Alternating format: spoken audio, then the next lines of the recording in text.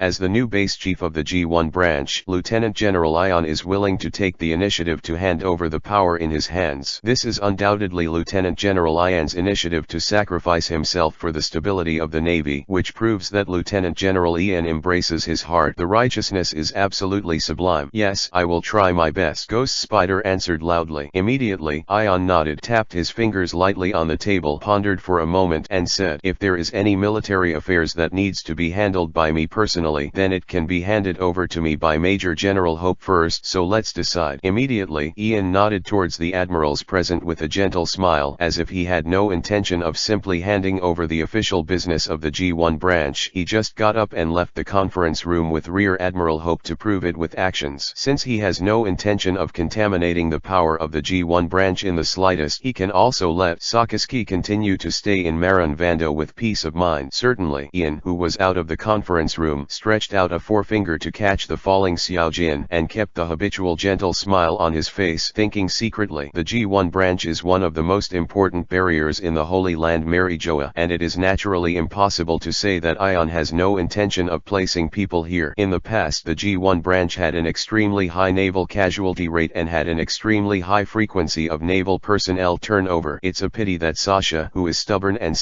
in the hands of Kaski, the G1 branch was made almost monolithic, and all important positions were held by naval hawks. Opportunity affects the situation. Now, for Ion, the opportunity could not be better. It's just that Ion naturally wouldn't choose the tough and unskilled approach of forcibly placing cronies. After all, Ion's purpose was not to fight for power with Sakaski and to spark a conflict with Sakaski, but to make plans for a longer-term future. Not urgent, Ian said silently in his heart. In addition to thinking about how to take care of Sara and Ying, he even started to think about which sea area near the G1 branch to go fishing tomorrow. Just staying away from the complicated gaze can also allow Sara and Ying to come out of the castle to breathe. And just when Ian arrived at the G1 branch and lived a leisurely life after a long absence, but when he was more and more respected by the generals of the G1 branch, the whole sea unknowingly appeared a kind of situation. The feeling of wanting to come. Marine Headquarters Malinfando inexplicably dispatched Admiral Kizaru and Admiral Akainu to gather, but there was no movement. There are rumors that the Wano country's regime has undergone unprecedented reforms under the petition and vote of a large number of civilians. The Whitebeard pirates are still inexplicably wandering around the waters of the New World waters and have not returned to their original territory for a long time. The purpose is unknown. The remnants of the Revolutionary Army who wandered in the waters of the New World and were surrounded and suppressed by the world government from time to time suddenly got rid of the CP0's tracking and disappeared for a short time. Confusion. For a time, whether it was the Navy headquarters or the G1 branch or the New World waters, they all fell into a kind of chaos that made people worry about the end. And it seems that Yamato, the new general of the original Wano country, has been unable to control the country, resulting in the continuous loss of power and the strange scandal that forced the reform of the daimyo general system to win the support of the civilians completely broke out, and the world government has not had time to think about it, how to deal with it. Durag, who was constantly being squeezed by the world government and seemed to have made a desperate attempt to escape from the waters of the New World, abruptly led the remnants of the Revolutionary Army to appear near the G1 branch and headed towards him. Attack with the G1 branch. Boom boom boom. A war that was near the Red Earth continent close to the Holy Land Marijoa and the important port, Red Port, started abruptly. Lieutenant General Ghost Spider, who originally followed Sakaski's orders and took control of the G1 branch in place of Ion, was almost subconsciously surprised when he learned that the remnants of the Revolutionary Army had appeared near the G1 branch. A cold sweat broke out and his face turned slightly pale. Quick, order all navies to enter combat mode. The Ghost Spider Lieutenant General quickly issued a series of response orders and quickly asked his adjutant, "Where is Lieutenant General Ion?" "Lieutenant General Ion is not in the G1 branch. Please inform Lieutenant General Ion." The adjutant swallowed his saliva nervously and answered quickly, "Lieutenant General Ion went out fishing early in the morning." Before the adjutant could finish speaking, the Ghost Spider shouted violently, "Then what are you still doing? I don't care what method you use, whether it's a phone bug or a boat. Hurry up and find Lieutenant General Ian back. You must be fast." "Ah, yes." After the adjutant was stunned for a moment, he quickly ran towards the door. Immediately, Vice Admiral Ghost Spider picked up his weapon and hurried towards the command room of the G1 branch, his face almost dignified to the extreme. 689 Chapter 690th Rating Revolutionary Army. Drago's terrifying. As the Ghost Spider Lieutenant General who fought directly with Drago not long ago, is very clear. That guy is definitely not at the level that an ordinary admiral of the Navy headquarters can deal with. No matter how confident the Ghost Spider is about the firepower and defense of the G1 branch, when facing that monster-like man, he still feels a guilty conscience from the bottom of his heart. In the entire G1 branch, only Lieutenant General Ion can deal with Durag. Thinking of this, the Ghost Spider's expression couldn't help but become a little heavy, knowing that he had to block Drago before Lieutenant General Ion came back. Otherwise, he would be a sinner in the Navy and even the sea. By the time Vice Admiral Ghost Spider hurried to the command room, almost all the forts of the G1 branch were already in full swing, and the 10 naval warships at the port had all entered a combat state. Acting as G1 branch's first line of defense stood in the sea. At this time, countless dense and powerful artillery shells were also frantically pouring out towards the 3 ships of the Revolutionary Army in the distance. Bang bang bang. In a series of deafening and continuous cannonballs, the cannonballs that fell towards the ships of the Revolutionary Army in the distance were almost as dense as locusts. On the Revolutionary Army ship, a smile with his eyes closed, he sensed the astonishing number of shells with a unique sense of domineering, and said to Darag, who was beside him, "That's an exaggeration." Beside ye laughing, Drago pulled down his hood in a hurry and spoke very calmly. "No, if you only want to deal with us at this level, then you will look down on us too much." Immediately, Drago spread out his hands and moved towards the top, and the wind suddenly filled the sails of the Revolutionary Army ships, and the speed increased a lot in vain. As for those cannonballs that are as dense as locusts, they gradually lost all inertia in this gust of wind. Their speed became slower and slower, and then they fell powerlessly into the sea and exploded. Boom boom boom. For a time, countless artillery shells exploded on the sea, but the ships of the Revolutionary Army were not affected in the slightest. Instead, they were getting closer and closer to the G1 branch. Damn! The Ghost Spider, who witnessed this scene in the command room of the G1 branch, couldn't help but slam the wall heavily, realizing that it was too naive to deal with monsters like Darag just with cannonballs. However, as a veteran Hawk Lieutenant General of the Navy headquarters, in addition to being strong in combat, Ghost Spider has a wealth of command experience, and almost did not hesitate to make the next step. In a group of 3 warships, whether it's a side-to-side battle or a forcible collision and sinking, let me block the Revolutionary Army's ships. And the fact that the Revolutionary Army is absolutely not allowed to invade the G1 branch appears. Immediately, under the command of the Ghost Spider, the 10 naval battleships docked on the periphery of the G1 branch immediately separated 3 battleships with full horsepower, and were not affected by the strong wind and waves at all, and ran straight towards the ships of the Revolutionary Army. There is a strong momentum to perish with the Revolutionary Army ships. At this moment, the Navy officers and soldiers among the 3 naval battleships have almost made the consciousness of dying. Their eyes are fixed on the Revolutionary Army ships that are getting clearer and clearer in front of them, and they are ready to meet the huge impact of the collision of the 2 ships. Strength and preparations for the upcoming hand-to-hand combat, intending to do everything possible to hold back the enemy. 342. However, suddenly the Navy officers of the 3 naval battleships felt the sky suddenly darken, and instinctively raised their heads to look upwards. Their pupils could not help shrinking, and their mouths were so shocked that they were about to dislocate. Meteorite. And is it a giant meteorite so large that it can easily cover all 3 naval battleships? It's over. It's over. This thought almost instinctively emerged in the hearts of the Navy officers on the 3 naval battleships, and the Ghost Spider in the G1 branch was even more ugly, but felt a burst of powerlessness. The gap too big. And just when the shadow of despair shrouded the hearts of all the soldiers of the G1 branch, a touch of cherry blossom suddenly swept up the 3 naval battleships like a huge wave on the sea, and then slammed towards the sky. The falling meteorite arrived. Boom! The huge impact and roar sounded, and the cherry blossom color connecting the sky and the sea was almost instantly erased, but the speed of the meteorite was constantly being reduced, and a large number of cut meteorite fragments were constantly splashing in all directions. Finally, when the huge meteorite landed to a height of less than 100 meters from the 3 naval battleships, the cherry blossoms that soared into the sky suddenly rose, and the trillions of cherry blossoms almost turned into a big mouth. The meteorite that had been cut in half was completely swallowed. Swish! A series of tingling sounds of cutting sounded, and when the sea of cherry blossoms shrouded above the 3 naval battleships dispersed, the meteorite also turned into countless rubble and fell into the sea. And a man wearing a Buddha coat was floating in the sky above the 3 naval battleships, and an angry voice that seemed to be uncontrollable sounded, "Darag, it's only been a few months since you haven't seen him. Have you fully recovered from your injury? You dare to attack my subordinates like this? Have you forgotten the pain of defeat?" Witnessing the appearance of Ion, Drago's tone was full of surprise and sounded far away, and it was passed into the 3 naval battleships. "Yon, why are you bastard here? Darag, do you think the world government and the Navy will not be able to predict your escape route? You have fallen into my ambush." As Ion's voice fell, countless cherry blossoms danced and roared towards the 3 Revolutionary Army ships in front of them. Boom! It was only the most fragile cherry blossoms and the invisible and intangible gust of wind, but the 2 collided with each other. Immediately, Darag, who had entered the elementalization state, suddenly appeared not far from Ion, and the domineering dragon claw fist covered covered with armed colors wrapped around the wind and forcibly shredded countless cherry blossoms and rushed towards Ion. "Do you think you can fool me, you bastard? If you have an ambush, how can you hide the wind that fills every corner of the sea? A clumsy lie will only expose your guilty conscience," Drago said in a disdainful tone. Dragon Claw Fist brazenly swiped in the direction of Ion. Boom! For a time, a violent storm ripped apart a large piece in the endless sea of cherry blossoms. Immediately, Drago commanded loudly towards the Revolutionary Army ship behind him. "I'm here to hold Yan. You guys continue to attack the G1 branch. As long as the G1 branch is broken, we will have enough time to complete the coating in the Red Harbor and leave the New World waters." 690 Chapter 690 First-hand overview. Yan. Without waiting for Drago to finish speaking, the gathering of countless cherry blossoms turned into a blade that spread all over the sky, and Ion shouted loudly, "It's better to save this kind of arrogant dream talk, Drago. In the name of justice, as long as I am here, you will never succeed." The next moment, Yan and Drago launched an extremely fierce battle in the air. This is the most extreme battle in the sea, and it is also a battle that is extremely dangerous. Ion and Drago, who are almost like old enemies, have fought no less than 10 times, and they have become extremely familiar with each other. But because of this, there is no unnecessary temptation between the two of them. Between the gust of wind and the dancing cherry blossoms, the place where the Dragon Claw Fist crosses toward the sky and the sea, and the countless sharp knives pierce through everything. On the surface of the sea, Yi Xiao led the Revolutionary Army ships to continue to attack the G1 branch, without concealing the purpose of wanting to break the G1 branch. Never let them succeed. After Ion blocked the most difficult Durag, Vice Admiral Ghost Spider commanded many soldiers of the G1 branch to maintain a line of defense. While asking for help from the world government and the Navy headquarters, he himself led the charge. Many powerful generals from the G1 branch came out. For a time, the G1 branch started an extremely fierce war. On the Holy Land Marijoa, Cyborg Sara, the commander-in-chief of the world government, learned of the crisis that the remnants of the Revolutionary Army led by Drago had raided the G1 branch, and he put down his hand without hesitation. At work, he personally led the elite soldiers to the sea in a bubble crane. In less than 2 hours, when Cyborg Sara led thousands of elite soldiers to the G1 branch in person, the remnants of the Revolutionary Army seemed to have sensed Cyborg Sara's presence early on, and quickly began to evacuate. Cyborg Sara did not choose to rashly pursue the Revolutionary Army directly, but looked around at the situation of the G1 branch with a pair of bell-like eyes. In front of them, the G1 branch has undergone large-scale collapse, and it can be said that it was almost destroyed by the Revolutionary Army led by Yi Xiao. As for the casualties of the Navy, it is not optimistic. From Lieutenant General Ion to many G1 generals, there are no uninjured generals, and there are not a few generals killed in action. Even Lieutenant General Ghost Spider has been seriously injured and passed out. Commander Kong, there were several times on his body, and Ion, who looked a little embarrassed, led a group of generals who were in good condition to greet Cyborg Air, and Cyborg Sara, whose face was extremely serious, looked at Ion, the adopted son of Sengoku, who was also the mainstay of the Navy of this generation, and asked with a reluctant smile on his face, "Lieutenant General Ion, is your injury okay?" Yan's face was full of guilt and self-reproach. "Commander-in-Chief, I am incompetent. I almost let the remnants of the Revolutionary Army break through the G1 branch, and led to the sacrifice of many naval officers and soldiers." Cyborg Sara heard the words, patted Ion's shoulder heavily, and taught him a lesson. "Lieutenant General Yan, Marshal of the Warring States period, is very good at everything, except that he has an excessive sense of responsibility. You should not inherit this superfluous point from the Marshal of the Warring States period." After a pause, Cyborg Sara explained forcefully, "The sense of responsibility is naturally good, but as a Navy who shoulders justice, in any case, we must not be dragged down by excessive sense of responsibility and lead to the idea of weakness. In order to maintain justice, losses are unavoidable. The fallen sailors must also be fighting with awareness in their hearts. They don't need you to create unnecessary psychological burdens for their awareness and sacrifice. What you really need to do is to carry them. Sacrifice firmly guard the G1 branch." When Ian heard this, his originally slightly hunched body straightened up, his complex and somewhat decadent look was swept away, and he answered loudly, "Yes, Commander Kong, as long as I am alive, I will absolutely guarantee the safety of the G1 branch." Seeing this, Commander Kong nodded heavily and replied, "Very good." Immediately, under the condition that Admiral Ghost Spider was seriously injured and in a coma, Ian personally commanded the G1 branch Navy to clean up the battlefield, repair the damaged defense of the G1 branch, and more trivial matters were handed over to Rear Admiral Hope. However, due to the sacrifice of some admirals and the serious injuries of some admirals, it is difficult difficult to shoulder their duties in the short term. Therefore, Ion can only send personnel to send the seriously injured generals to the Navy headquarters for the best treatment, while recruiting personnel from other places and direct subordinates to fill the vacant positions. In order to ensure the safety of the G1 branch, Cyborg Sara personally sat in the G1 branch for a few days and witnessed the G1 branch quickly recover under Ion's excellent wrist and ability. Order and defense. Only then did he safely return to the Holy Land Marijoa. It was only after the unexpected raid on the G1 branch by the Revolutionary Army that Kobo Kusara suddenly realized that the danger of the Revolutionary Army was not something that could be ignored by expelling them from Wano country. The combined combat power of the two monsters, Drago and Yuxiao, can cause a very high degree of harm, and they must be completely eliminated before the remnants of the Revolutionary Army can hide again. Now, under the judgment of Cyborg Sara, the priority of eliminating the remnants of the Revolutionary Army was already above the Whitebeard pirates and the search for pure gold. As for the changes in Wano Kingdom, it was pushed to the back. Soon, under the full leadership of Cyborg Air, the world government and CP0 continued to increase their combat power in the siege and elimination of the remnants of the Revolutionary Army, and urged the Navy headquarters to solve the Aokiji General Kuo as soon as possible. Like the question, and can draw combat power to assist. In the Navy headquarters, Kyuzan, who originally rode his bicycle for a leisurely vacation and returned to Marine Fando, felt extremely gloomy. Which bastard with the ability to freeze is assisting the Whitebeard pirates? Even Kyuzan, who has a somewhat lazy and peaceful personality, couldn't help but curse the unknown bastard hundreds of times in his heart. As a high-ranking admiral in the Navy, even if Kyuzan knew that he was indeed suspected of being extremely suspicious now, but being watched by Marshal Sengoku, Admiral Sakazuki, and Admiral Paul Salino, this still made Kyuzan felt extremely uncomfortable, especially after Kyuzan was constantly asked many questions and details by the Warring States Marshal. The world government also sent Chaos, the emotional fruit ability that made Kyuzan disgusted, which made Kyuzan even more angry. Finally, Kyuzan, who was constantly being tested on his inner thoughts, couldn't help but speak in an extremely cold tone, and his body exuded an extremely strong chill. I said, almost enough. What's the point of asking such a silly question like this? Are you questioning my justice? 691 Chapter 692 The secret hand left by the G1 branch. And out of concern for his good brother Kyuzan, even if Ion in the G1 branch was physically injured, he still did not forget to ask related matters in person from time to time, and unabashedly expressed his confidence in Kyuzan's position, and even communicated directly with Kyuzan on the phone many times. Kyuzan, it is estimated that your suspicions will be completely cleaned up soon. Don't worry, even the Warring States Marshal can't help some things. While writing the document, Ion opened his mouth to communicate with Kyuzan. Kyuzan's calm voice rang among the phone bugs and said, well, I also understand that, after all, apart from me above the sea, no one should have the ability to freeze the sea, so it's normal for me to be suspected. After a pause, Kyuzan said with a bit of helplessness, however, no matter how I investigate my position and justice, the final result will only be the same, that is, the ability of Chaos to spy on other people's inner emotions and thoughts is really disgusting. Well, that's true, I understand you're feeling very well, Ion said in agreement, but he was secretly lucky. In the case of ignoring Chaos ability is indeed hard to guard against. It's just that Chaos couldn't find any problems with me, and the Warring States Marshal still didn't allow me to leave Marina Vando and let Sakazuki and Paul Salino stay in Marina Vando on standby at all times. Speaking of which, Kyuzan's tone was almost undisguised with dissatisfaction. In this regard, Yan is actually very aware of the attitude of the world government and the Warring States Marshal towards Kyuzan, and why he is so cautious. Compared to Paul Salino's speed, Sakazuki's eruption, Kyuzan's ability to freeze the sea can be called a strategic level. Previously, Kyuzan was almost relying on the power of one person to continuously freeze the sea from a long distance, delaying the operation of the entire Big Mom pirates. In a sense, if Kyuzan really completely rebelled and stood on the opposite side of the Navy, then Kyuzan could even completely freeze the sea near Marin Vando, causing Marin Vando to stagnate for a long time, causing it to occur in the sea. Unprecedented chaos. And listening to Kyuzan's somewhat complaining voice, Ion smiled and comforted. Just now I have received news from Lieutenant General Crane. CP0 and naval intelligence personnel are trying to find a way to contact the members of the Whitebeard pirates as soon as possible. When you know what happened, Kyuzan, you will naturally know that you can be free. Let's be patient for a while and treat it as staying in Marin Vando to extend the holiday. That's also. Kyuzan responded with some approval and then said with concern, just like that, the pressure on your side to guard the G1 branch alone is a little too great. Didn't it say that Drago led the Revolutionary Army to attack the G1 branch a few days ago? Lieutenant General Ghost Spider has already returned to Marin Vando. After treatment. Is your injury okay? It's alright, don't worry. And Drago didn't get any bargains either. Jan responded in a calm and gentle voice. That's good. Immediately Kuzan couldn't help sighing and said, oh, I didn't expect that Ion was the only one who believed in me so firmly in the end. Even when you were injured and busy with official business, you didn't forget to contact me. Because I know very well what Kuzan is pursuing for your justice. You will never be a man who will betray your own inner justice. As long as you still stick to your own justice, then why don't I believe you? Kuzan, Ion said firmly. Thanks, Ion. Afterwards, Ian and Kuzan continued to chat for a few words, soothing and allowing Kuzan to stay at ease in Marin Vando to contain a large number of naval forces, and the documents in front of him had been written on the feasibility of breaking the G1 branch. In this document, in addition to taking into account the defense of the G1 branch itself, Ion also took into account the variables of the Holy Land Marijoa through this incident in which Cyborg Air led the elite support, discussed the specific course of action, the required combat power and time and so on. Of course, the secret hand that Ion left in the broken G1 branch after this war has not been removed one by one. For example, the admiral of the key post defected, the fortress wall was repaired as a tofu project, and even Yan secretly buried a lot of explosives in the underground of the G1 branch. Then even if the Akainu General Sakaski personally guards the G1 branch, the Revolutionary Army breaks through the G1 branch before the support of the Holy Land Marijoa arrives, and the feasibility of occupying the Red Port behind the G1 branch is almost 100% finished. Ian examined the document in detail, a satisfied smile on his face. When the G1 branch was guarded by Sakaski himself, apart from the fact that it was difficult for the Revolutionary Army to penetrate, even Ion had no reason or opportunity to approach the G1 branch, let alone being as generous as he is now to make secret arrangements in the G1 branch. Now that the Ghost Spider will be sent to Marin Vando for treatment, with Ion's prestige and status in the G1 branch, he can almost do whatever he wants. Of course, according to the strategic arrangement of the Navy, it is estimated that it will not be long before Sakaski will return to the G1 branch, so Ion is not arrogant enough to replace the entire G1 branch with his own people, but instead a very cautious plan, leaving a part of the secret hand. Immediately, while Ion carefully put away the document, he began to count the time. Whitebeard is now leading the pirate fleet headed by the Moby Dick to continue aimlessly wandering and taking adventures in the waters of the New World. In the short term, CP0 and naval intelligence personnel will not have the opportunity to contact Whitebeard, a member of the Beard Pirates. The only chance is when the Whitebeard Pirates docks in the town to supply supplies. At that time, the CP0 method will be used to get the general information so as to clear the last suspicion of Kuzan and completely liberate now the combat power of the three naval admirals of Marin Vando. With the size of the Whitebeard Pirates fleet, the next supply will probably be in a month. Add to that now that Durag is attracting the attention of the world government, so this month will be the big and the best opportunity. Ion muttered something and then passed the corresponding information to Yamato so that Yamato could speed up the reform of Wano Kingdom. At the very least, within this month, the reform of Wano country must be made a given, and the time when the world government is most likely to react violently must be quickly passed. 692 Chapter 693 The Republic of Harmony 343 Then, in the next month, the changes in Wano Kingdom became more and more intense, as if completely out of control in Yamato's hands. Various rumors and changes about Wano Kingdom also gradually spread in the sea. However, after the influence of some invisible power of public opinion, the changes in Wano gradually seemed to the world to be not abrupt but unusually reasonable. After all, Yamato's strength and appearance may indeed be outstanding, and he even fought against Drago many times under the name of Seven Wuhei under the king, but Yamato, who was only in his early 20s, did not have enough skills to completely control the Wano country is also a very normal result. In this way, the chaos on the bright side of the Wano country, the incompetence of Yamato, and the rich and huge resources it has, especially the country of Wano, is the birthplace of the precious sea building stone. As a matter of course, quite a few hyena-like pirates in the New World Sea area smelled the smell of fat and swarmed towards Wano country. For those pirates in the New World waters, just the title of King's Kai Wuhei can't completely deter them. For a time, in the eyes of the world government, a large number of pirates began to appear in Wano country one after another, so that Yamato could only lead the samurai to constantly run along the long coastline of Wano country, and the ability to control Wano country is even more. Further losses begin. This also made the world government's vigilance against Wano country further declined. Not only did it not intend to interfere in the situation of Wano country, but it was somewhat happy to see it succeed. As far as the world government is concerned, it does not care whether the Wano country can maintain a peaceful unity. Under the circumstance that Wano can maintain enough sea stone trade volume, Wano's chaotic situation is exactly what the world government is happy to see. As for Wano country, which is now gradually and completely disdaining the system of privileged classes such as nobles and daimyo, although it makes the world government feel unhappy when it is involved in various major events on the sea, the world government does not have the energy to really go deep for a while. Learn about Wano country's seemingly chaotic and twisted system today. Finally, just in the situation where the chaos of Wano country is gradually moving towards order on the bright side, Wano country completely completed the initial reform, and a brand new name of Wano country officially appeared on the sea: Republic of Harmony. Even though Aion was in control of all the changes in the Wano country at all times and assisted Yamato to reform the Wano country from afar, when Aion actually saw the brand new name in the newspaper, he still couldn't help crying. Flow all over. The heart resonates, the soul resonates. That's right, this is it. Aion was biting hard, trying to stop the tears that spilled out of him, but there was nothing he could do. Not those hidden slavery, not those corrupt aristocracy. Sora, who was studying beside Aion at the moment, looked up at Aion and asked blankly, "Father, are you crying?" "What?" Ian responded, put the newspaper in his hand in front of Sora and Ying, and said, "Kong, Ying, remember this day. This will be the prelude to a new era chapter." Sora and Ying nodded, looked at the newspaper subconsciously, and then saw the words wet with tears in a remote corner of the newspaper: Republic of Peace. Inexplicably, Sora and Ying felt a throbbing in their hearts. During this time, the Revolutionary Army's thoughts that he had learned under Yen's supervision and education surged up inexplicably. Not just Ian, the Revolutionary Army comrades all over the sea at the moment saw the words in the corner of the newspaper. Almost all fell into a self-conscious gaffe, or cheered, or shed tears, or roar. Others may not understand what the seemingly simple words represent, and may even simply swipe the words that appear in the corners. But for the Revolutionary Army comrades who truly understand and recognize the Revolutionary Army's thinking, that is the future they are fighting for. Now, in the chaotic and dark sea, finally there is the dawn of the pursuit, and in the Holy Land Marijoa, the long-haired five old stars inadvertently saw the latest information from Wano Kingdom. Republic of Harmony. The long-haired five old star muttered a few words, raised his eyes and asked the senior world government official who reported the situation in front of him, "What does this mean? Why did Wano country have such a weird name?" Hearing this, the world government official blurted out an explanation and said, "Because Yamato is not of pure Wano country blood. The fact that the daughter of Kaido who once enslaved Wano country was exposed, which led to Yamato's absolute righteousness in Wano country, but it began to be rejected. The civilians of Wano country are severely excluded. Finally, Yamato was forced to retreat step by step and completely lost most of the real power in Wano country under serious internal and external troubles, and made a commitment to govern the country together with the civilians. And in order to gain the trust of the civilians, Yamato will officially change the name of the Wano country to the Wano Republic." Hearing the end, the long-haired five old stars couldn't help but say the sundial. As expected of the daughter of that stupid pirate Kaido, she was given the chance to be the king, but she was forced to give up her real power step by those commoners. "It's really useless." After a pause, the long-haired five old star asked, "Yamato still retains the ability to mine sea towers, right? If even this most basic point is lost, then maybe it's time to consider other arrangements." The senior world government official nodded and replied eloquently, "Halustone resources are still in the hands of Yamato, and the civilians of Wano still acknowledge that Yamato is the nominal ruler of Wano, which involves many issues within Wano, and now Yamato must communicate with civilians. The representatives negotiate, and the civilian representatives have the ability to veto Yamato."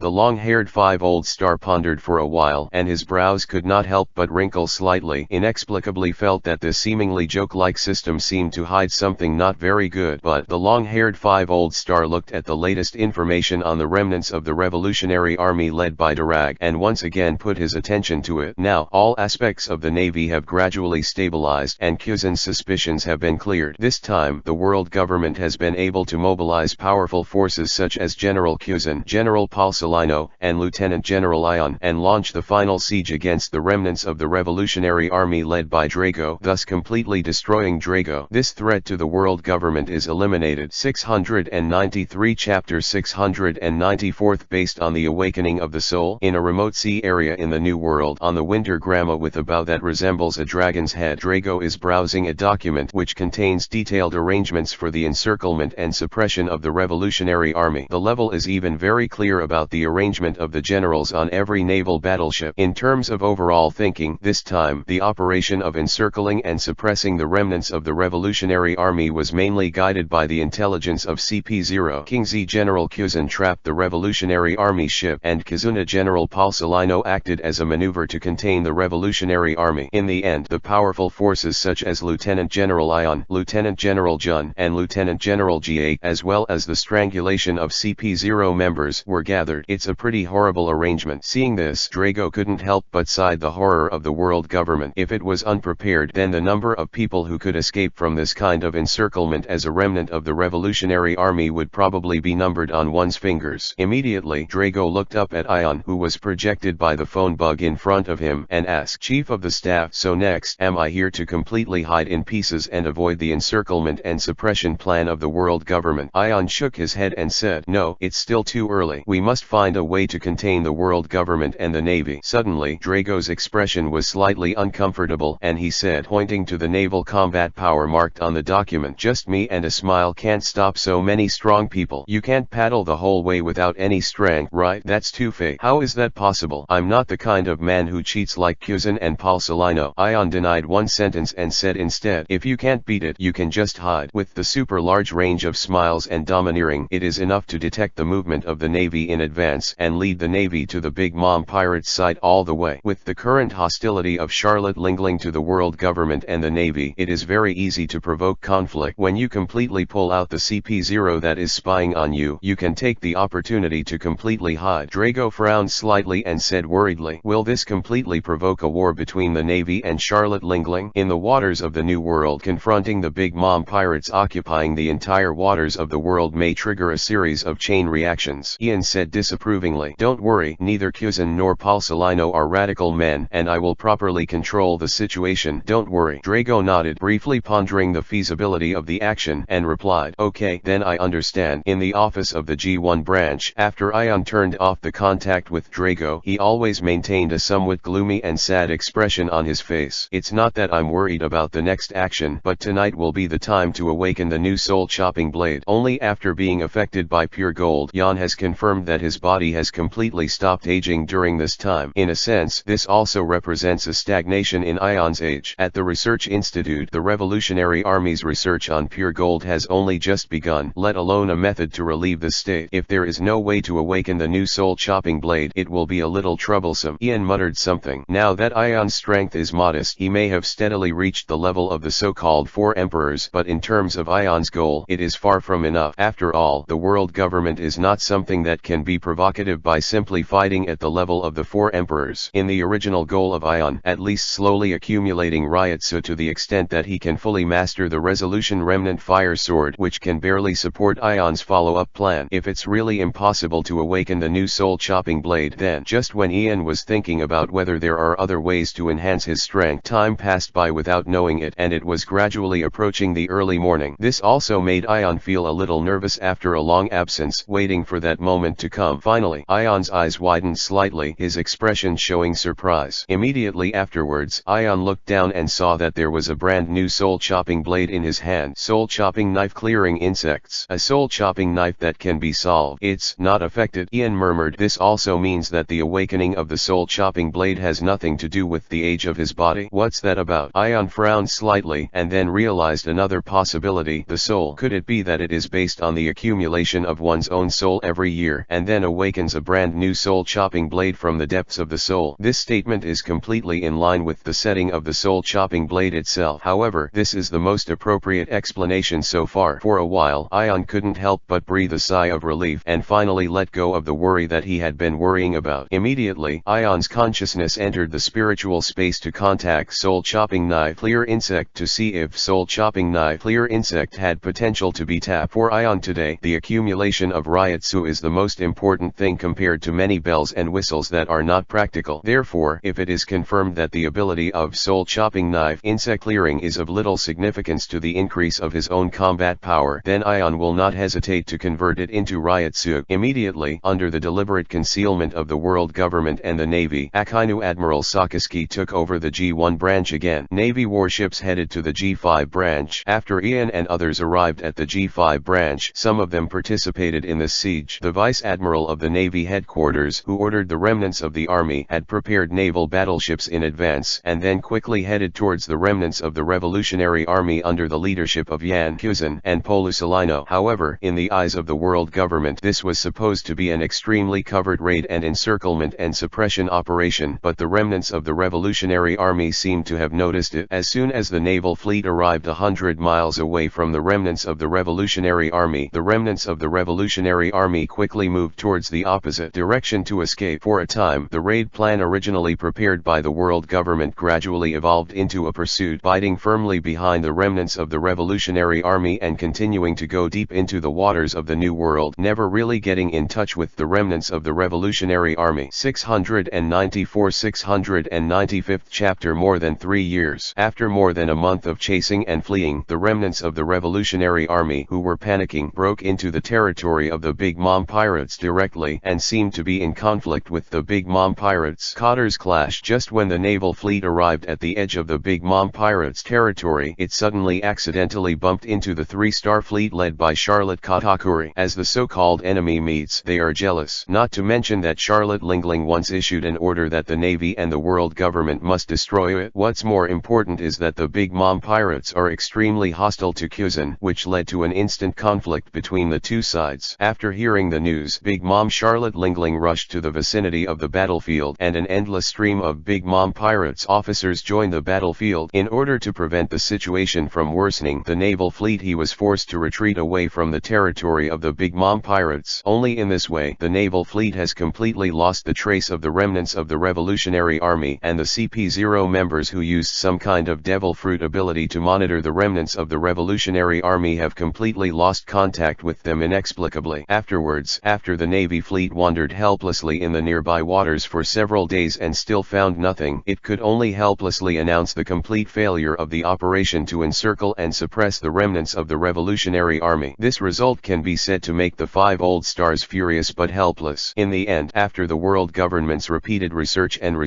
the reason for the failure of the operation can only be attributed to the man named Smile. In addition to the powerful heavy fruit ability, the most terrifying thing of a Smile is his exaggerated range of knowledge and domineering. The remnants of the Revolutionary Army were able to escape the raids of the naval fleet many times. The only possibility was that the Smile and the domineering sensed the existence of Ion Kuzin and Paul Salino and predicted the danger in advance. This made the 5 old stars feel extremely difficult, but they fell into a situation where they could do nothing, and now they have completely lost the traces of the remnants of the Revolutionary Army. Smile, this blind man who came out of nowhere, is as tricky as Drago, and it is even more difficult to deal with these two guys mixed together. I lost the great opportunity this time. I am afraid it will be even more difficult to completely encircle and eliminate the Revolutionary Army next time. The fact is already so. What else can it be? In the last words of the long-haired 5 old stars, the 5 old stars in the power can't help but look a little ugly. Durag, this dangerous figure who defected to the Navy after exposing his dangerous thoughts of rebelling against the world government, has been in the heart of the 5 old stars almost like a mouse for nearly 20 years. There is no way to completely solve him. Now it's time to think about what Drago might do. The long-haired 5 old star paused and then said, attack the G1 branch again to go to the first half of the Great Route, or will it secretly attack other World Alliance countries and continue to secretly accumulate strength? 344. At this moment, the rather taciturn and skinny Wu Laoxing suddenly spoke up. No, there is another possibility that should be considered, that is, another attack on Wano, where the situation is somewhat chaotic and lacks combat power. Immediately, the 5 old stars present also realized this possibility. Indeed, it was difficult to expel Durag from Wano. If Durag took the opportunity to continue to capture Wano and let Durag gain enough development time, the danger of Durag would be straight rise. In that case, let Lieutenant General Ion continue to stay in the G9 branch of Wano, while Paul Salino needs to return to the Holy Land Marijoa as a mobile combat force ready to support the G1 branch at any time. And when Ion, who was far away from the Big Mom pirates' site and was lining up with Paul Salino and Kuzin on the deck, was basking in the sun, he received the latest order from the world government. The expression couldn't help but feel a little weird, but soon Ion thought about it and understood the concerns of the world government. Yo, Ian, it looks like you have to go back to the G9 branch again. Paul Salino was talking in a different way. In this way, Hey, brother Yan, you will be away from the Navy headquarters again. Ian smiled disapprovingly, realizing that Paul Salino was reminding himself that this was the case, which is quite unfavorable for the future promotion to the post of Admiral. After all, he has been stationed in the G9 branch, and in a sense, it can be regarded as a distribution frontier far away from the center of power, and this sea is forgetful. Over time, no matter how brilliant Ion's past achievements and reputation are, they will gradually be ignored and forgotten. No way, everything is for justice and the stability of the sea, Ion said, without showing any dissatisfaction on the surface. In fact, the arrangement of the 5 old stars almost perfectly fits Yan's mind. Next, stay in the G9 branch just to be able to observe all the changes in the newly born Republic of Wano up close, and also allow the new generation Sara and Ying to grow in this environment. The only thing that gave Yan some headache was how to explain Sara and Ying's relationship with him to Yamato at that time. No, the real headache is how to introduce Yamato's existence to Sara and Ying. That cough, Sara, Ying, this beautiful elder sister is also your stepmother. Thinking of that scene, Ion couldn't help sighing, then took the juice beside him and drank it. Melancholy. But after Ion went to the G9 branch full of melancholy to report his duties, and Paul Salino and Aokiji also led the fleet to leave the New World waters, the situation in the sea gradually stabilized. The remnants of the Revolutionary Army led by Drago gradually disappeared. Whitebeard returned to his own territory, and the situation in Wano gradually calmed down. Of course, in the eyes of some people who are sensitive to the situation, they feel inexplicably that this does not mean that the Great Pirate Era is gradually declining, and the world government and the Navy are slowly starting to control the situation of the sea. On the contrary, there seems to be a more dangerous undercurrent surging under the calm sea, and a certain force is slowly accumulating. After more than 3 years, Donghai, in a restaurant in Shields Town, a man wearing a mask sat in the corner with 2 young girls with outstanding appearance, and tasted the delicious food of the East China Sea. At the same time, a figure wearing a straw hat suddenly rushed past the restaurant. 695 Chapter 696 My father is Colonel Monka. As the boy in the straw hat disappeared in a hurry, the boy who was sitting beside him looked polite and asked, "Father, is that person Monkey D. Luffy?" The man wearing the mask nodded while still tasting the food slowly. "Looks like." The other girl, with a hairstyle similar to a princess cut, looking both beautiful and a little princess-like, supported her smooth chin in one hand, turned her head slightly, and commented, "It's so weak. I feel that it is only the strength of a colonel-level officer in the Navy headquarters. Is this guy really Uncle Drago's son?" Hearing this sentence, the man wearing the mask couldn't help but pause, and then said helplessly, "Kong, Ying, don't think that Luffy is still very weak, but his potential is quite huge, and it is likely to be related to one of the ultimate secrets of the sea today, and it is also one of the biggest uncertain factors affecting the future." And Sara nodded, pushed the glasses on his face that looked a bit like Ion, and said, "Don't worry, father, I understand what my mission is."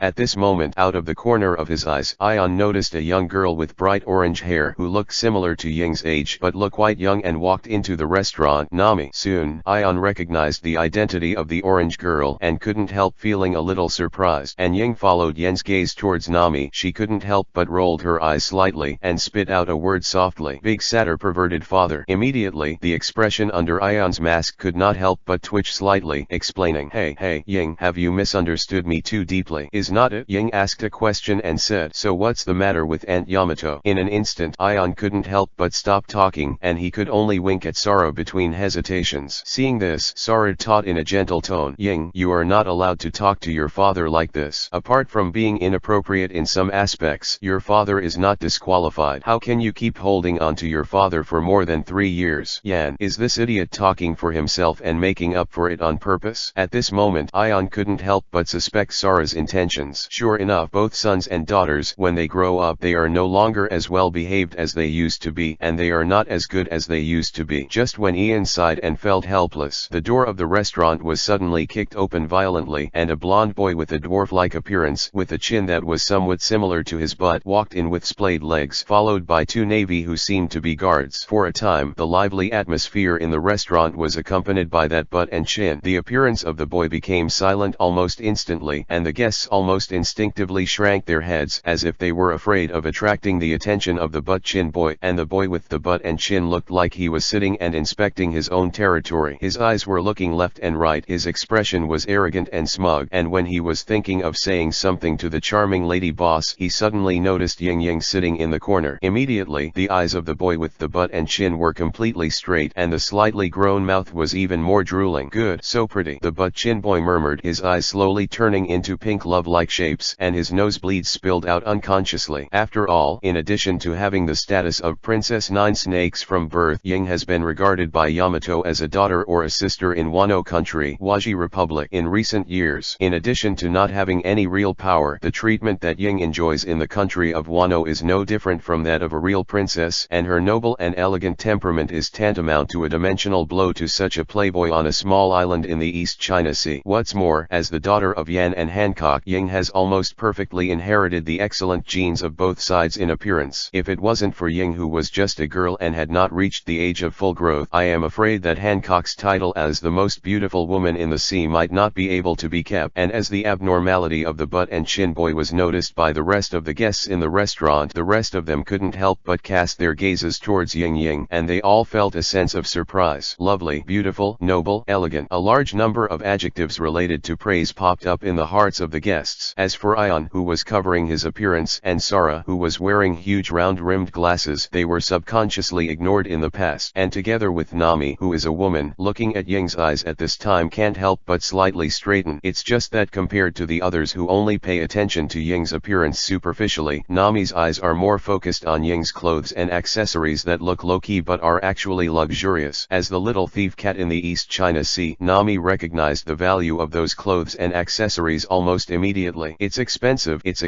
Bailey. It's all Bailey. Nami's eyes almost turned into Bailey's symbols, and her heart roared even more excitedly. You can't be wrong. Just the value of the set of clothes on this girl is probably more than the tax of the entire Shields town for a year. Ying, who just became the focus of everyone's attention, seemed to be used to it, and continued to chat with Sara in a low voice, as if she was not affected or disturbed in the slightest. The next moment the butt and chin boy strode hurriedly to Ying's side, rubbing his hands subconsciously, and then said, "This beautiful lady, what's your name?" Ying's movements paused for a while, and then looked at Ion and said as if he meant something, "I hate that glib big pervert the most, Yan." Ying's words seemed to be scolding the butt and chin boy, but in fact, in the ears of Ion and Sara, they almost didn't directly report Ion's name. When the butt and chin boy heard the words, a few traces of embarrassment and anger appeared on his face. As for the rest of the guests in the restaurant, there was a bit of worry on their faces, as if they were worried that Ying's bold statement would anger the butt chin boy and lead to bad results. "Hey, do you guys know who I am?" The boy on his butt and chin pointed his thumb towards him, and said arrogantly and smugly, "I'm Bellermaber, the son of Colonel Monka of Shields Town. If you're interested, just follow me obediently, miss, or I can't guarantee what will happen next." 696 Chapter 697 I am the man who wants to become the Pirate King. As Belumab's words rang out in the restaurant, the rest of the guests almost subconsciously showed fear on their faces. It is not that he is afraid of Belumabel, but he is afraid of Belumabel's father, who is known as the Axe King, who once captured the great pirate 100 Strategies Lock, Colonel Monka. It can be said that on a small island like Shields Town, no one dares to disobey the giant axe in the hands of Colonel Monka, the head of the 153 branch. "Hey, that little girl from outside, don't provoke Belumab. That Colonel Monka is terrible. Let's obey him for now." "Little girl." Some guests who were worried about what terrifying end Ying would encounter whispered to remind them, and Belumebo showed a proud expression on his face, as if he was enjoying this kind of awe, and everyone was obeying his feeling. "Miss, now I know that I am," Belumebe said triumphantly, and at the same time wanted to reach out and put his hand on Ying's shoulder. And Yan, who didn't speak from the beginning to the end, looked at Belumeb's movements. His eyes narrowed almost subconsciously when an invisible sense of oppression was about to pour out towards Belumeb. Boom! At the door of the restaurant, Luffy, who was wearing a straw hat and a red shirt, suddenly broke into, and without hesitation, he threw a fist at Belumebo, knocking Belume with a fist. Bo flew from Ying's side and crashed into the wall beside him. Belumeb was beaten.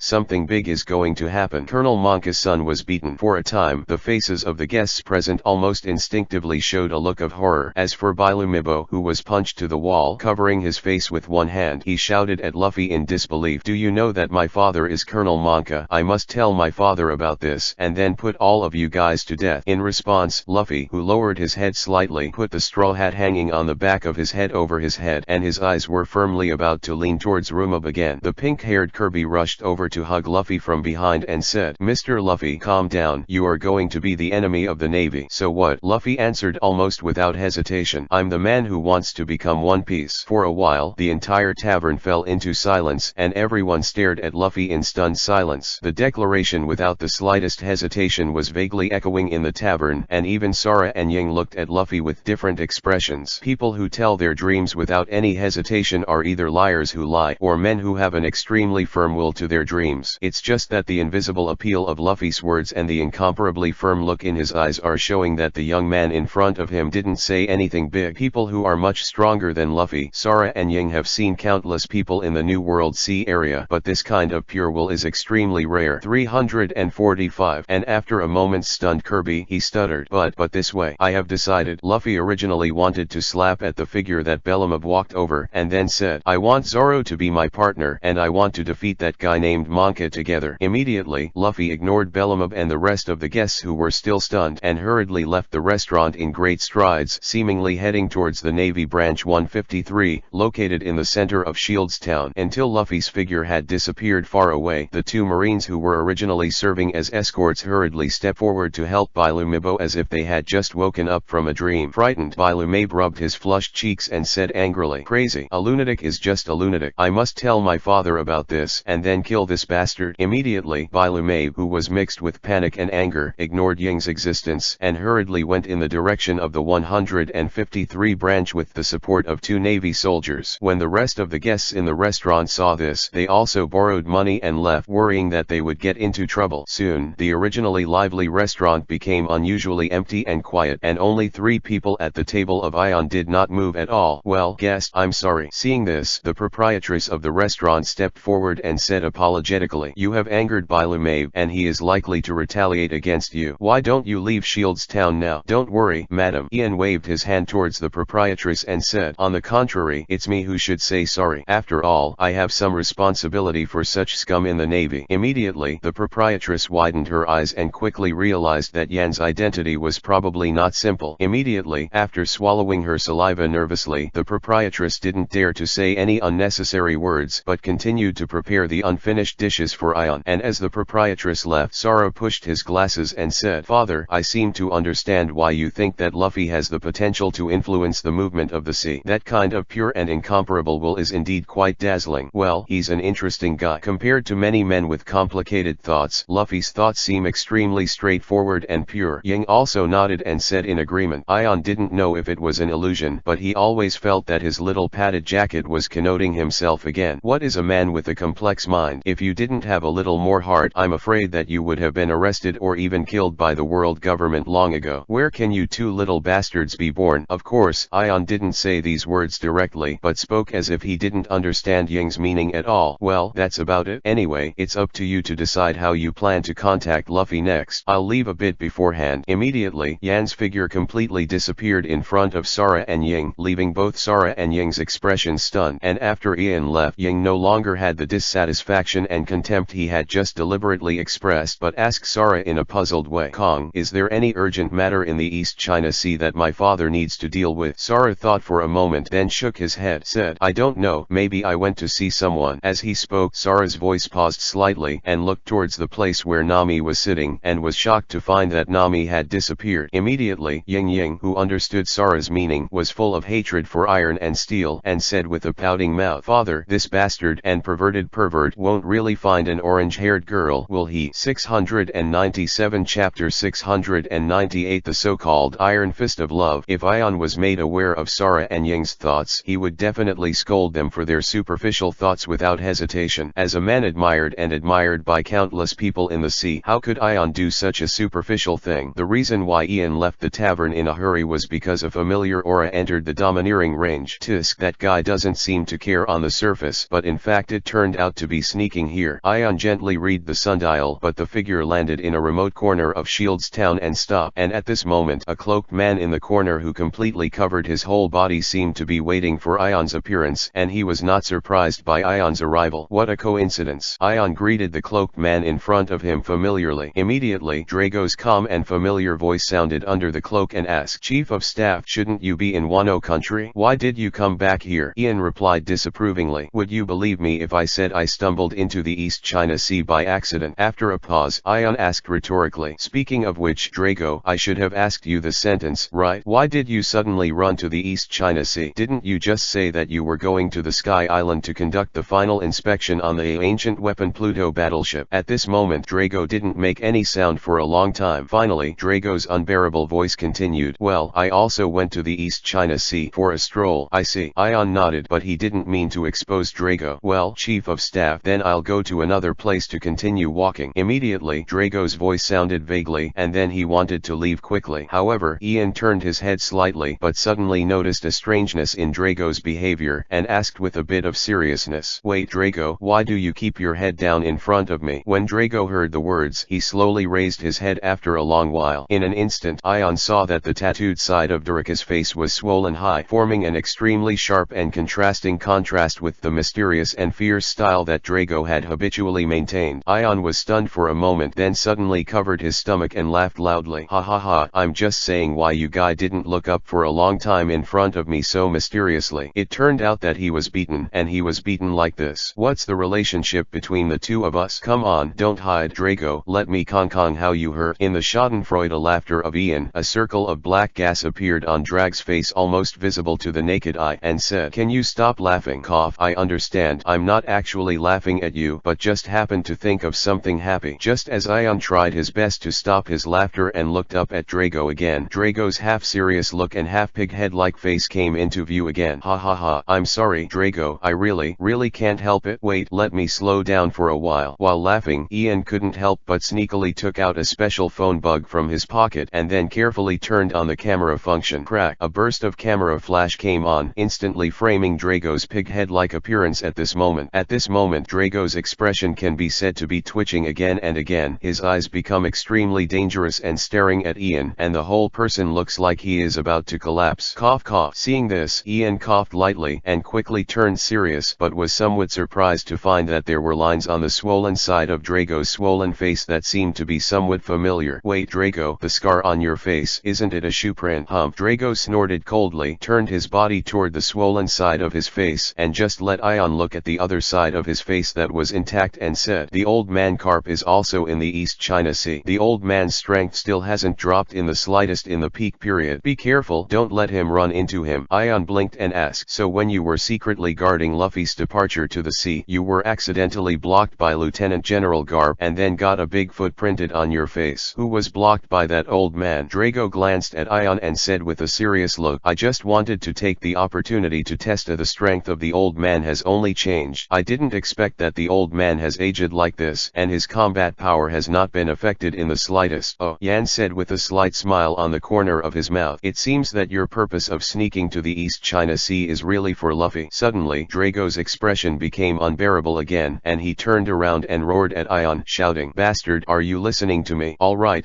Ion, whose ears were a little numb from Drag's roar, took a few steps back and said with a wave of his hand, "No matter how powerful Lieutenant General Garp is, he will not affect our actions." Drago couldn't help but question, "You guys don't understand how terrifying the old man really is. The old man's armed arrogance is definitely the strongest in the sea. Even if his so-called Iron Fist of Love name is extremely strange, it is enough to truly defeat all enemies. The power of..." After a pause, Drago said with a hint of worry in his eyebrows, "When the plan really starts, once the old man is really against the organization because of his position, I am afraid that the old man alone will be able to block countless people." Looking at Drago's slightly awkward look, Ian couldn't help teasing, "Then how about I find a way to find a chance to kill Lieutenant General Garp in advance?" "No." Drago rejected the proposal almost instinctively. Seeing this, Ian spread his hands and said, "In fact, you don't need to care at all. Lieutenant General Garp's so-called Iron Fist of Love may be the most terrifying weapon against enemies, but it is powerless when facing relatives." Drago pondered for a moment and was about to nod his head to express his approval, but he felt a strong sting on the side of his face again, and couldn't help but say indignantly, "That old man should help me kill him." Ian rubbed his chin, as if thinking seriously, and said, "It doesn't seem to be impossible, or let's just exchange it. I will kill Lieutenant General Garp, and you help me kill that old man in my family." 698 Chapter 699 The Final Puzzle. Of course, this last proposal will only be a dead end. It's just that the organization has developed to this point, and both Drago and Yan have clearly felt that the time for a real war to break out is very close. The revolutionary army has grown so large that it cannot be avoided no matter what. At that time, Drag and Ion will truly stand on the opposite side of the navy for their own ideals. However, Ian is very clear that Lieutenant General Garp is not a completely firm world government stance, and Lieutenant General Admiral Garp's emphasis on family affection will not make him and Drago really go to the extreme. On the contrary, Ion understands the Sengoku Marshal very well. Ugh, Ian couldn't help sighing. The old man has never stepped down from the position of the Admiral, and the development of the organization in recent years has exceeded Ion's original estimate and is about to reach a certain critical point. Durag, you must try your best to suppress the contradiction. Now is not the time for the contradiction to break out completely. The sea is not completely ready, and the organization is not completely ready, Yan said sternly. Drago nodded, knowing very clearly that the contradiction Ian said was precisely the contradiction between farmers, workers, and the world's allied countries that sprung up in the countless small and medium-sized islands in the Island Commune project. In the past, the countless small and medium-sized islands were remote and backward, and it was uncertain for civilians to even be full between natural and man-made disasters, let alone to let them deliberately develop the unique resources on the islands. In the past 4 or 5 years, the Lian Chamber of Commerce has connected the small and medium-sized islands like a string, providing a platform for stable trade between the small and medium-sized islands, and organized one island after another. The civilians develop unique resources in different islands. Even though the area of those small and medium-sized islands is not enough to build a country, large-scale planting or large-scale manufacturing is a natural site according to their respective water and soil resources. As a result, workers and peasants in the true sense were naturally born in the sea, and the scale of the Revolutionary Army was also rapidly expanding. Resources are pooled together. Even though the comrades in the Revolutionary Army did not publicize their ideology in order to keep it secret, they still influenced the countless workers and peasants that had already sprung up in the sea. It was as if a spark had fallen into the pyre. Even though the spark was weak and had not completely ignited the pyre would eventually turn into a crimson fire. However, according to the statistics of the Revolutionary Army, in the first half of this year alone, the number of civilian riots in the sea has been more than 5 times that of last year. It won't take long to hide it. If it wasn't for Lucci secretly intercepting a lot of information in CP0, I'm afraid that a group of senior officials of the world government would have realized that something was wrong, Ian said with a serious look in his eyes. In addition to trying our best to delay the time when the conflict completely broke out, we must also complete all preparations as soon as possible. The chance, only one time. 346. Once the complete overthrow of the world government, then the sea will be plunged into a long and continuous war, and the price we need to pay is likely to be beyond imagination. Drago nodded, also clearly aware of this fact. As for defeat, Drago has understood that it is almost impossible. When the spark is completely ignited in the sea, it will also mean that it will never be completely extinguished, especially in the past few years, when Drago really realized the huge amount of resources accumulated by the organization with the support of countless civilians. Therefore, Drago also truly realized why Ion walked so firmly in the past on the road of gathering the seemingly powerless and weak civilian power of the entire sea, and believed that only those countless civilians could really push the tide of the times. It's not God who really creates everything, but countless seemingly unremarkable civilians. This is the last paragraph written in the general outline of Revolutionary Army thought, and it also proved its undoubted authenticity to Drago through facts. For the size of today's Revolutionary Army, no matter whether it is hundreds of billions of Baileys or trillions of Baileys, it is already too inconspicuous. Even Drago believes that in just 5 years, with the help of the Island Commune project, the organization may have completed the accumulation of wealth comparable to the 800 years of the world government. So, how could this force fail? Any reason to fail? This is already very clear in Durag's heart. For today's Revolutionary Army, in addition to a little time and preparation, it is the most critical opportunity: how to gather all the forces to destroy the world government at one time. It's just that compared to Drago's optimism, Yan has more concerns and is secretly making more preparations. Afterwards, after chatting with Drago for a while, Ian sneaked up to the roof of the 153rd branch of the Navy and looked down at the Monkey D. Road, who was running towards Zoro with 3 knives. Fly. Hurry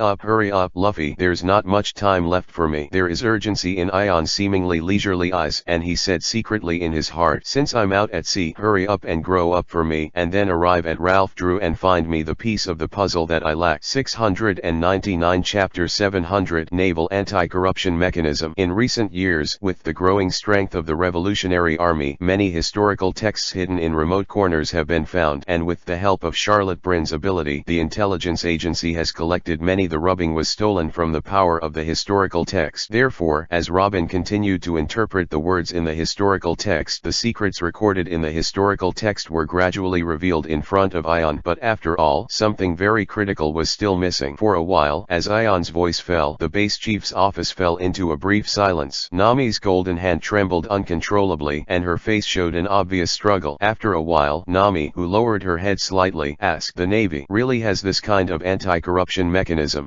Ian gave a positive answer. After all, this anti-corruption mechanism was promoted by Ian in the past few years. In addition to improving the integrity of naval officers, it was also to restrict the world's aristocrats from secretly colluding with various naval branch bases. Long scourge civilians. With the latest anti-corruption mechanism, the amount involved by Colonel Monka is enough to be treated as a pirate, and the rest of his life will be completely imprisoned in the underwater prison. However, Nami raised her head and asked with complicated eyes, "I'm not asking what might happen to Colonel Monka, but that the gold will be returned to the townspeople of Shields." At this moment, Ian couldn't help but be moved slightly. Originally, Ion only contacted Nami on a temporary basis to see if she was as greedy for money as he remembered, but I didn't expect. Nami's heart is so kind. Of course, I have no reason to deceive you about something that can be easily exposed. Haven't you heard of it at all? Ian asked rhetorically. Nami shook her head and said with a mocking smile of disdain on her face, "Never heard of it. All I know is that the Navy is a bunch of greedy guys." Hearing this, Yan raised his eyebrows slightly under the mask. "The Navy in the East China Sea, is there a problem?" However, over the years, the naval headquarters has indeed ignored the situation in the East China Sea. After all, the title of the weakest sea in the East China Sea is not groundless. Compared with the other three sea areas in the past 10 years in the East China Sea, apart from Ace and Jesus Claw, there has not been any bright guy, and even the pirates who can reach the Great Route are very few. Not at all. It is not like other sea areas that continue to go crazy on the Great Route. Therefore, with the limited energy of the Navy headquarters, apart from paying special attention to the town of Rog, which has a special significance, it basically does not pay much attention to other bases in the East China Sea. Of course, this is also a big and no small benefit for the Revolutionary Army. Without the restraint of the Navy, the development of the Revolutionary Army in the East China Sea can be said to be the fastest. Only now, it seems that the corruption level of the East China Sea Navy has reached the limit. It is acceptable to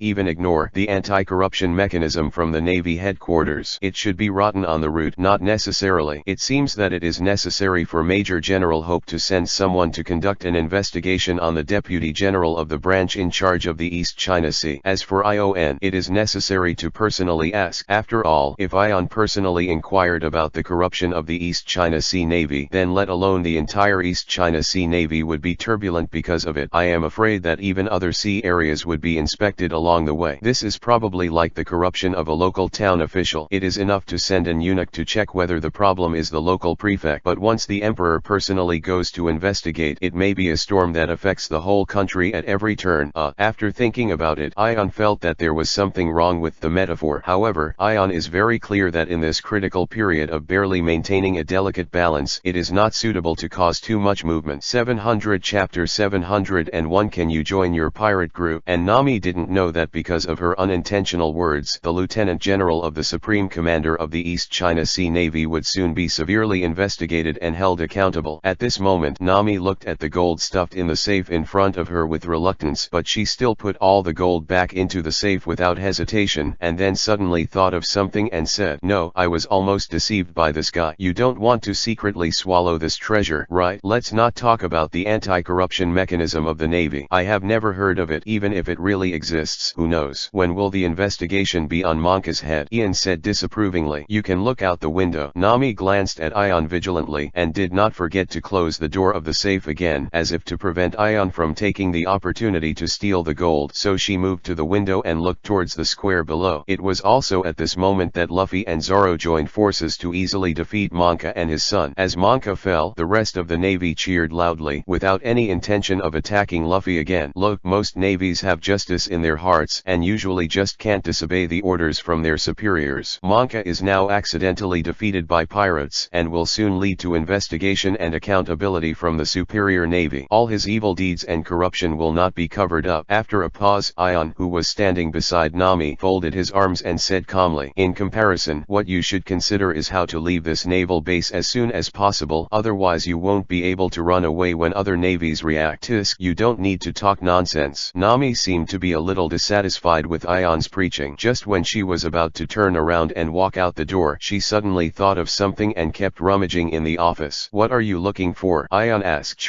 "A chart of the Great Route," Nami said without looking back. If it's a naval base, it should have kept such charts. The next moment, when Nami opened another safe in the office and took out the contents, there was only a piece of paper with a clown skull logo on it, and it said, "I will accept the chart font." "Oops," Nami said with an extremely ugly face. Ion asked, watching Nami's every move. "What's wrong?" "The chart has been taken away by that man ahead of time," Nami said. "Who?" Ion asked. "It's the man called the Immortal Bucky the Clown. I'm in trouble," Nami said a little unwillingly. "Immortal Bucky?" Ian didn't catch his breath. He almost thought it was some big pirate who ran to the East China Sea, but he didn't expect that it was Bucky who was introduced by Nami so pretentiously. This title, well, it sounds much more powerful than the red hair. Just when Ian couldn't help complaining that the commoners of the East China Sea didn't even know about the devil fruit and that Bucky fooled him into giving him the title of Immortal, Nami suddenly said, "Hey, do you guys want to work with me?" Ian was stunned for a moment, then pointed to himself and asked, "What, me?" "If not," Nami said with a seemingly bright and harmless smile, "since you are not short of money, you must have sneaked here for the chart of the Great Route, right? So how about we cooperate? The chart can be rubbed and printed, and we can get one by ourselves." "Already?"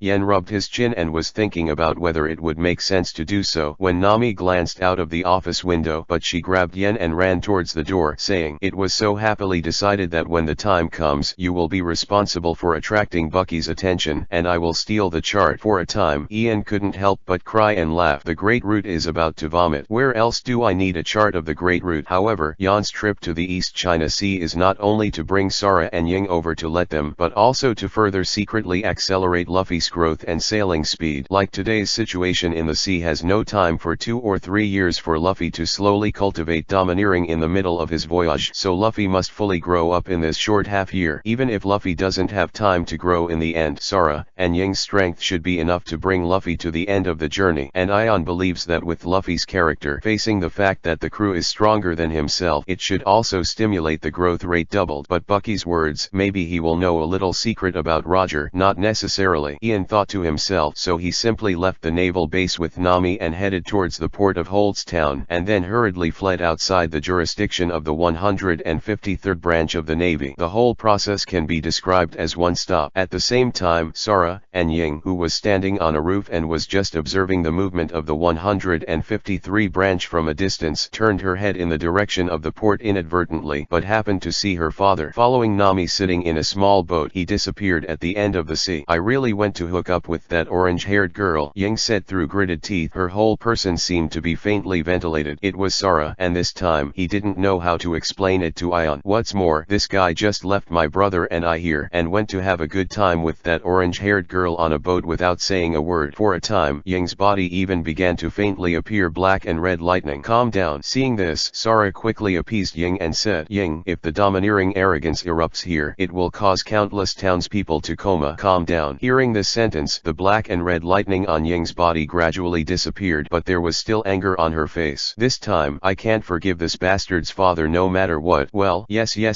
After the Air General Ying's petty temper was calmed down, Luffy and Zoro had already started to set sail in a small boat and left Holdstown with the salute of the 153rd branch Navy soldiers. Just when Zoro on the boat turned his head to ask Luffy where he would sail next, he suddenly found that there were 2 more people on the boat at some point. There was a gentle boy squatting at the bow, wearing wide black-rimmed glasses, who looked harmless to humans and animals, a girl standing beside the boy, with pride and dissatisfaction written on his face, but an unusually beautiful and lovely appearance. "Hello, my name is Kong. Her name is Ying." Sora greeted Luffy and Zoro, and said gently, "Can I and my sister join your pirate group?" 701 Chapter 702, The Terrible Great Route. For a time, with the appearance of the uninvited passenger Air and Ying, the boat fell into a moment of peace. Luffy lowered his head slightly. His face was covered by a straw hat, and it was difficult to see his expression, while Zoro put his hand on his waist. "The handle of the knife is ready to be shot at any time. This guy of unknown origin doesn't seem to have good intentions no matter what." Zoro, who had been out at sea for quite some time as a bounty hunter, thought to himself, and he was ready to wait for Luffy's order to shoot immediately. However, at this moment, "Yes." Luffy raised his head and showed a wide-eyed smile, but he agreed without hesitation, leaving Zoro standing beside him completely stunned. For a time, Zoro couldn't help roaring at Luffy. "You agreed so easily. You don't even know what they are good at. Are you an idiot?" "Yes." Luffy, who had just woken up from a dream, was stunned for a moment, then withdrew his big smile, looked at Sara and Ying with a serious expression, and said, "What are you good at?" Sara pushed his glasses and said gently, "I can read all the texts that exist in the sea today. In addition, I am good at hull structure, ocean current, climate, combat analysis, and scientific research, and I also know a little bit of kendo, domineering, and physical skills." Immediately, Sara gestured towards Ying and asked Ying to briefly introduce herself. It's just that Ying is still on top of her anger at the moment. She just curled her lips arrogantly and said, "Hey, Luffy, since you taught me a lesson in the restaurant just now, I will cover you in the future." In this regard, Kong couldn't help but say with a bit of tears and laughter, "Sorry, Captain, Ying just encountered something unpleasant. Please don't mind." Luffy smiled brightly as he looked at the two brothers and sisters with completely different styles in front of him. "Haha, interesting. So how about joining my pirate crew?" "It's an honor, Captain." Humph. While Zoro listened to the conversation between Luffy and Sara and Ying, his inner vigilance was not completely eliminated. Sara replied gently and said, "We'll be partners from now on." Zoro raised his eyebrows slightly, his tone no longer as sharp as before, and turned to ask, "You just said that you are good at domineering? What is that?" "Well, that's probably." Sara pondered for a moment, then took out two lollipops from his arms, handed one to Ying, and the other was suddenly covered with a layer of inky black armament color domineering. He stabbed towards Saran. It was obviously just a lollipop, but at this moment the hairs on Zoro's body stood up instantly, and his already tense body instinctively drew the knife out of its sheath. Ding! The lollipop was placed at the center where Zoro's three knives met, but what made Zoro's eyes wide open was that even the words Hideo did not cause any damage to the seemingly fragile lollipop. How is this possible? Zoro's heart was shocked, as if he had seen some kind of hallucination, and Luffy was also surprised. Immediately, Zoro glanced at Sara, who was still wearing a gentle smile in front of him, gritted his teeth sharply, backed slightly to take out the space, and then frantically attacked Sara with the three blades flow. However, all attacks were blocked by the lollipop. The sense of shame and disparity spontaneously arises. Is it a man who can't even cut a lollipop? Zoro's eyes widened, and the three knives almost completely turned into a blade of light shrouded in the sky. And it was also at this time that Sara took off the lollipop covered by the armed color domineering and put it into his mouth while he closed his eyes and took a step forward to actively approach Saran's knife light. Seeing this, Luffy thought that something unexpected happened, so he hurriedly shouted, "Hey, Sara, be careful." It was just that Saran, who had just exploded his full strength, wanted to pull back his strength, but he couldn't do it for a while. He could only watch helplessly as the knife light was about to fall on Sara with his eyes closed. However, with his eyes closed, Sara's body was slightly on one side, but it was perfectly avoided from all the sword lights. Immediately, on the incomparably narrow boat, Saran was allowed to attack, but no matter what, he couldn't slash a single corner of his clothes that touched Sara.